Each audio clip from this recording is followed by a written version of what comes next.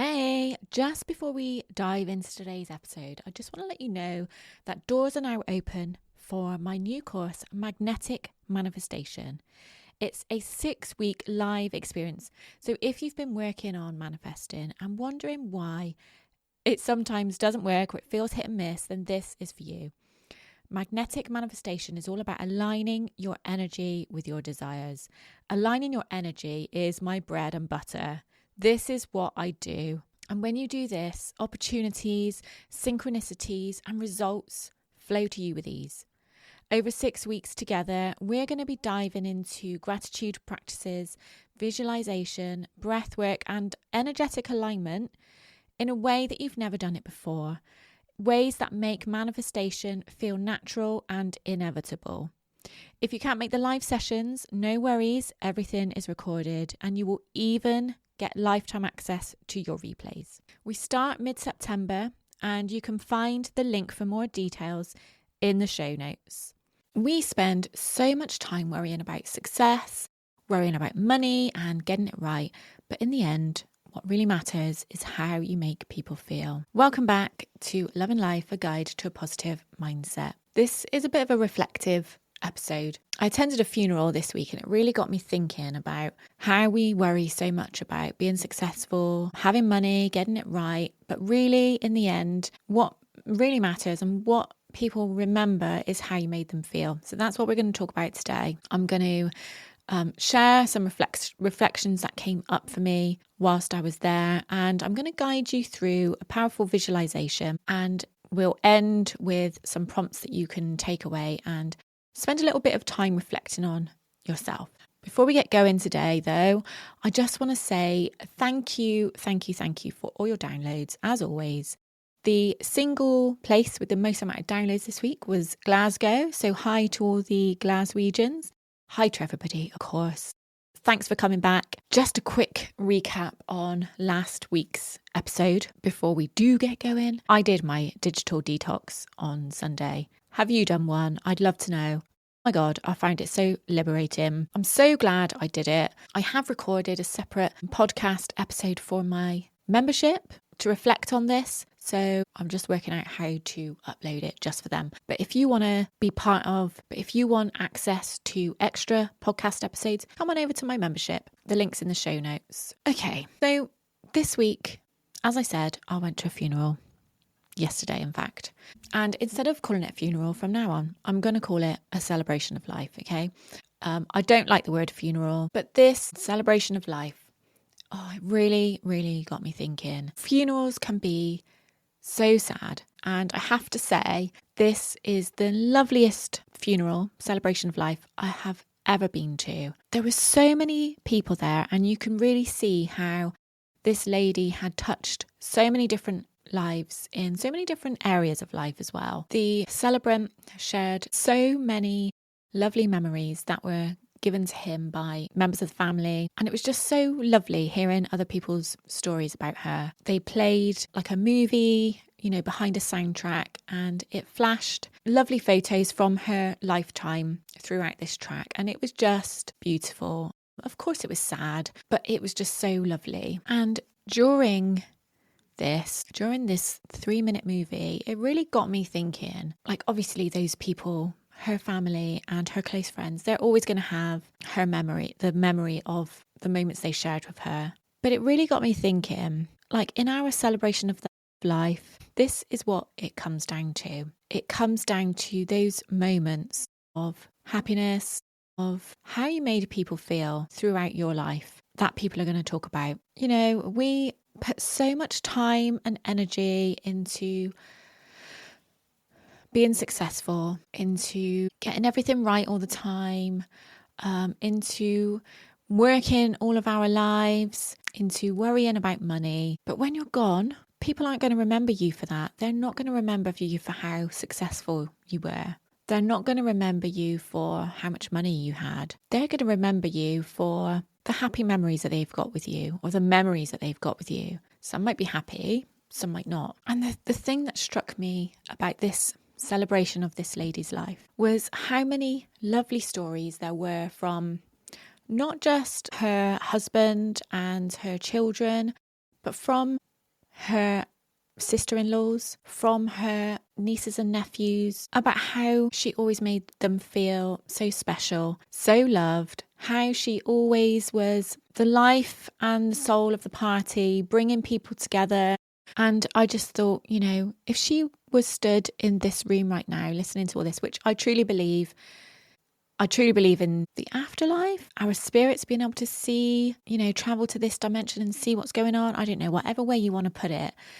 If she was stood in that room watching and listening to all the lovely stories being told about her, I do really think that she would feel fulfilled and really happy about what people were saying about her, really proud of herself, that is the impact that she had on people. So I just want to explore this a little bit deeper with you today. I want to take this time to give you space to reflect on how you are showing up in other people's lives right now, and just have a think about how we can shift the constant stress, the constant overwhelm, the constant striving for more that we quite often get wrapped up in, and just strip it back to how do we make people feel? How do we create more space to have those moments of connection with people, to have those moments of love and joy and laughter and happiness? We spend so much of our lives trying to be the best we can, trying to be the most successful we can be, whether that's at our jobs, whether that's in our business, and also, doing things right. What does that even mean? What's right and wrong? Conforming to other people's agendas, like that 3-minute video. I'm sure they struggled to fit all of the lovely photographs and all the lovely memories into those 3 minutes. But those top moments of our lives fitting into a 3-minute video. I'm thinking about it. I did the same when Hugo passed away. I went through all of his photos and videos, and I made a lovely movie. But actually thinking about it, I don't need that movie because I've got the memories of him. So if you find yourself getting stressed out, constantly striving for promotion, for pay rise, for what? What do you want those things for? So you can buy a bigger house, so you can have a nicer car, so you can go on nicer holidays. And yes, obviously holidays are part of memories, and the people that we go on holiday with form part of their memories as well. But ultimately, it's always striving for more. I'm not telling you not to strive for more, because I think it's important that we're always developing. But what is so important over any of that is, how do you make people feel when they're in your presence, when you're having a conversation with them, when they need your help, when they're feeling sad, when they're feeling happy, when they're celebrating, when they're just around you day to day? How do you make them feel? How do you think you make them feel? In fact, I want to take you through the visualization now. So if you can, I'd love you to close your eyes if it's safe to do so. If it's not, obviously don't. But just take a moment to take a deep breath in and gently exhale. Let your shoulders soften, your jaw unclench, and just allow yourself to be fully present and listening in this moment. Just imagine you're stepping into a beautiful room. It's filled with the people who've known you throughout your life. Friends, family, colleagues, maybe even strangers whose path you crossed in little ways.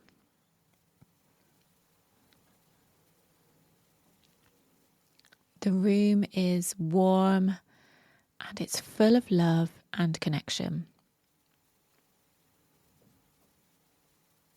At the front of the room, you notice a screen begins to play. A collection of moments from your life. Whether that's laughter shared around a table, Hugs that brought comfort, silly little inside jokes, times when you gave someone hope or simply showed up with kindness. Watch as these happy memories unfold one after another. Now imagine the people in the room begin to speak. One by one, they share what you meant to them. They're not talking about your job or your achievements. They're remembering how you made them feel. The times you lifted them up. The times you made them smile. The love and the energy you brought into their lives. Just sit with that for a moment. Take in those words. Feel the warmth in your heart as you realise this is your true legacy. This is what truly lasts. And now gently bring yourself back to the present moment. Wiggling your fingers and toes. And when you're ready, open your eyes. How did that make you feel? Do you feel like you are creating those moments for people? If what you imagined didn't quite feel aligned with the way you'd like to be remembered, that's not a bad thing, because that awareness is actually a gift.